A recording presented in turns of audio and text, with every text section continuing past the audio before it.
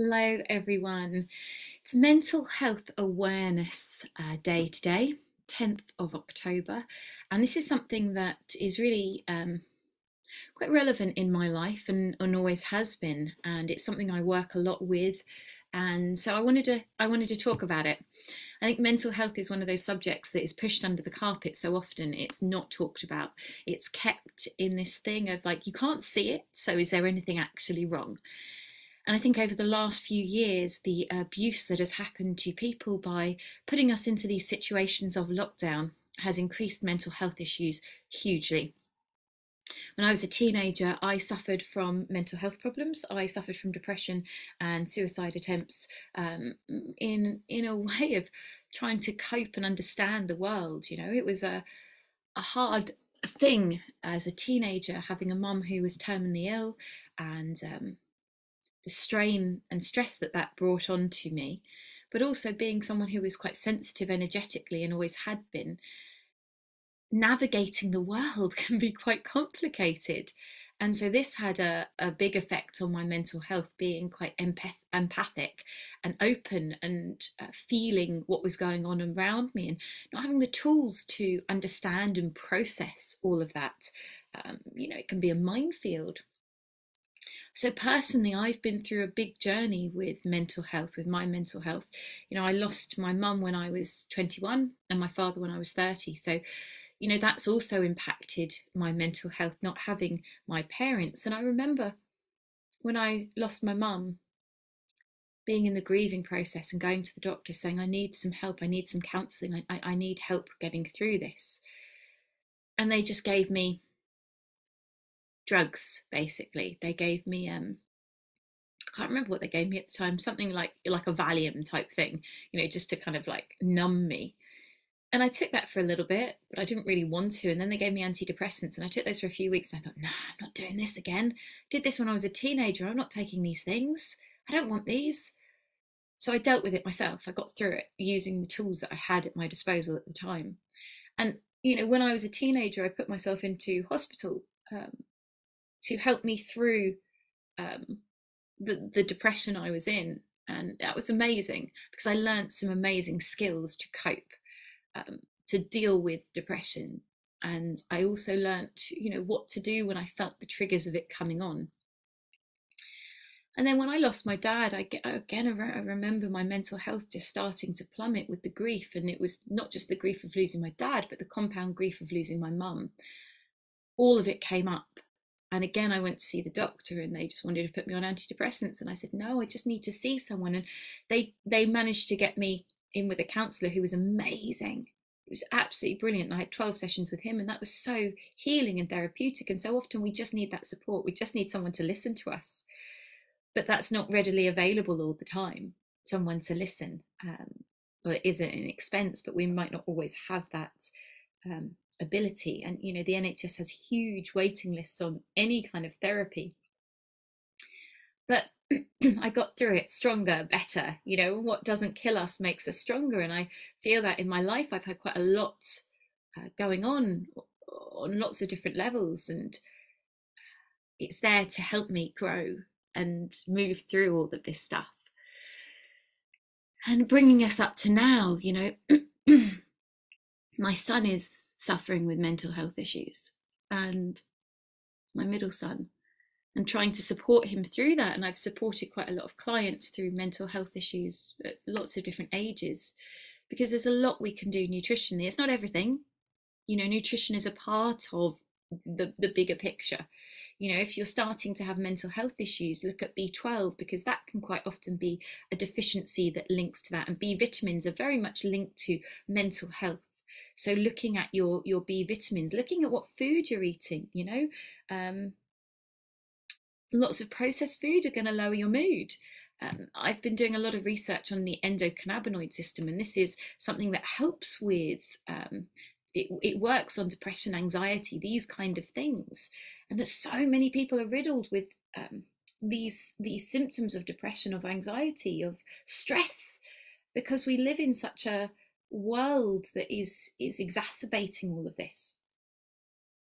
So, you know, using things like CBD, using things like working with the medicinal mushrooms is super beneficial. A lot of research now going into the use of psilocybin and magic mushrooms in a microdose quantity. Lots of medical research into this happening now for the treatment of depression, anxiety, stress, all of these things, because from what the research is showing, it helps to, the psilocybin helps to release trauma from the memory, from the mind, releasing it without having to without having to go through the whole journey of it. And there's so many other complementary therapies, you know, that can help us get to the root cause of the emotions that we've trapped, of maybe the memories that we're holding in our body and not letting go of. And what can happen then is, you know, we hold these core wounds from childhood, from past lives, whenever, and then everything kind of builds on top of that. So, you know, it's like grief, you know, one grief, you know, and the next grief builds on top of that grief if we haven't properly processed these things.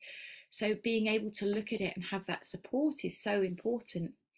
For me, singing is a great tool, it's a great support to help move and shift my mood when I feel it going down, to sing sacred songs that are designed to uplift and support the being in opening up, you know.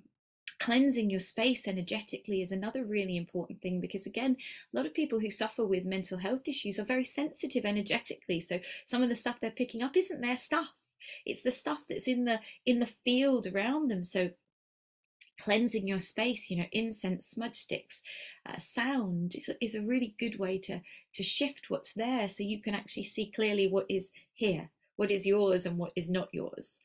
And I think grounding is very useful for that as well. You know, for me, if I'm struggling, going out on the ground and just sitting on the earth or putting my feet on the earth and just, you know, that can be a super helpful thing to support my mental health. Grounding, you know, so often we spin into spaces of anxiety or stress or depression, or it's because we're ungrounded. So getting back into the earth, you know, rooting, anchoring is really important. This is also where things like cold water therapy have been shown to help. Swimming in the sea, you know, cold plunge pools, this coldness resets the nervous system. For me, you know, if I'm feeling low, going for a swim in the ocean just really resets my being. It's like, it's just an amazing like breaker of that space and reset. And so often that's what we need. We just need that reset, and water can be that, you know. And the other thing that I like doing is having Epsom salt baths.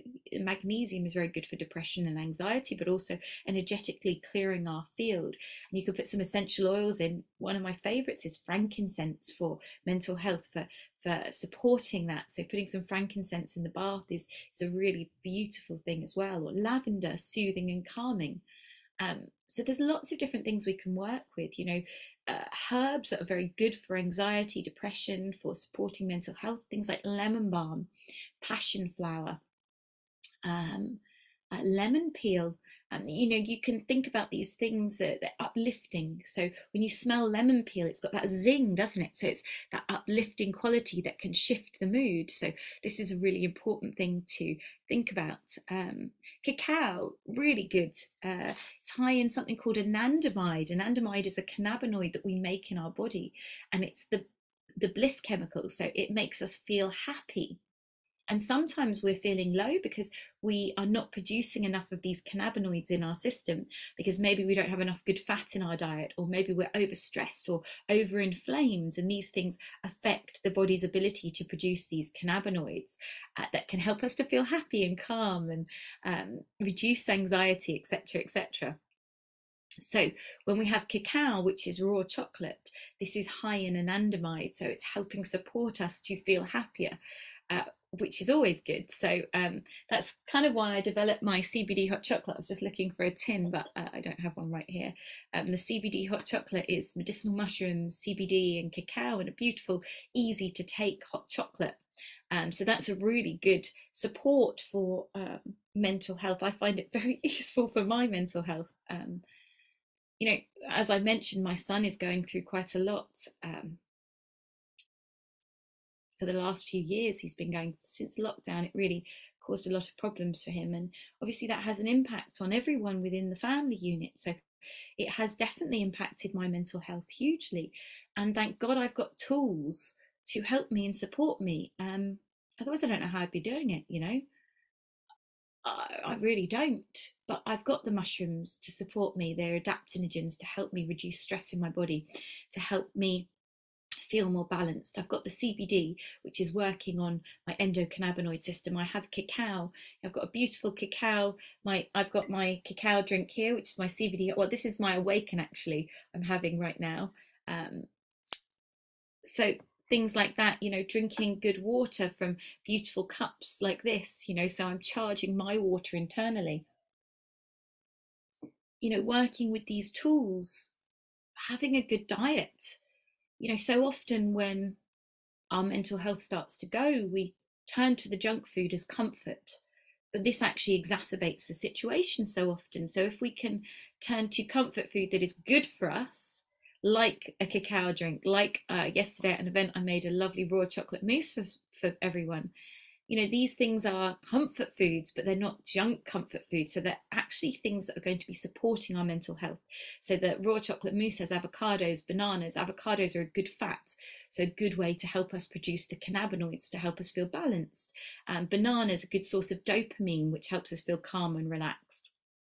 Hemp seeds, another good source of fat, again working for a hormone production and the cannabinoid production. The cacao, high in anandamide, helping us feel happy. Medicinal mushrooms in there, helping us adapt to stress and deal with what's going on in a kind of deeper, more grounded, connected way. So we've got all these beautiful things and we're eating them in a lovely thing that tastes amazing. Well, you know, that's what we want, don't we? We want things that taste amazing, that are going to help us feel better, not just through their taste, but also energetically and physically in our body. I've done a lot of work with Mind, running workshops for them online through lockdown, helping people, teaching people about nutrition for mental health. So it's something, you know, I've had a lot of experience with. And working with teenagers going through mental health problems, or looking at, you know, supporting them nutritionally, and it works.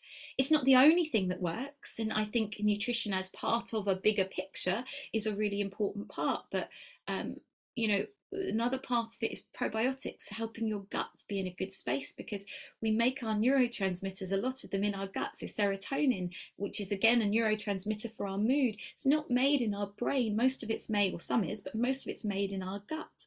So if our gut's not in a good space, we're not going to be making these neurotransmitters. So this is so important.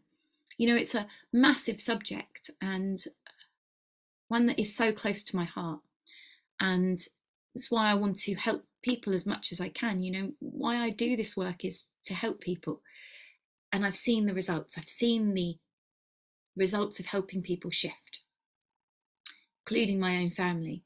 Doesn't mean that, you know, I've got all the answers, but where I come from in my work is I come from a place of what I'm doing for myself and for those around me, from that real connection. And I'm always learning and I'm always researching, and I'm always listening to the earth and the plants and to people, and trying to hear the deeper thing of what's going on.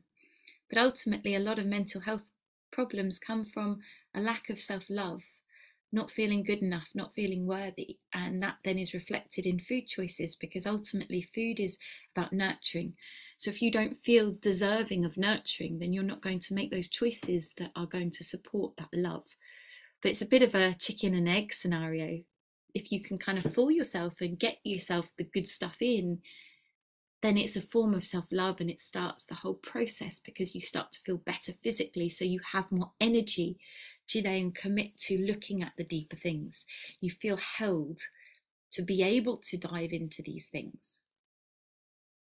So I hope that's been a helpful video on a few little tips. If you've got any questions, let me know, and lots of love to you all.